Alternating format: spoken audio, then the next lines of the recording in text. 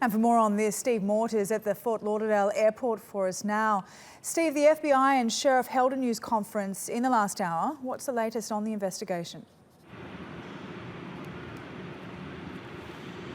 Yes, we've been hearing some interesting details about the suspect in this case over the last hour or so. What we understand is that he showed up, according to the FBI, several months ago at an FBI field office in Anchorage, Alaska. We understand that he was living in Alaska at the time. That's according to law enforcement officials.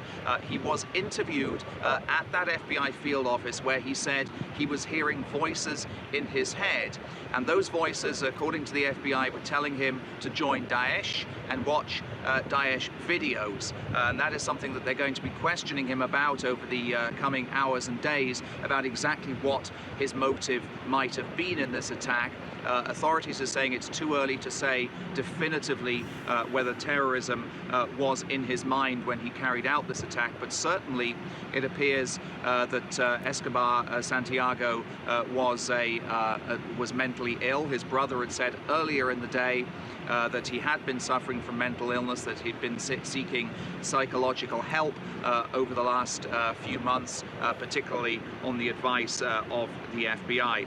He has apparently, or he had, viewed extremist materials on the internet, the FBI confirming that a little earlier, but again, his motivation remains unclear at this time.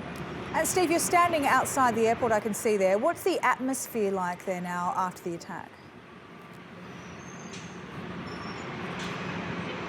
Well, the atmosphere certainly has been tense throughout the day. Things are sort of calming down a little bit now. One thing we did hear from the sheriff at that news conference within the last hour was that some 10,000 people who were trapped at the airport here needing to be taken off the airport property. You can see behind me many buses filing through, and those buses are picking up the last remaining passengers. Some 10,000 people being taken to Port Everglades. That's a large port just near here in Fort Lauderdale.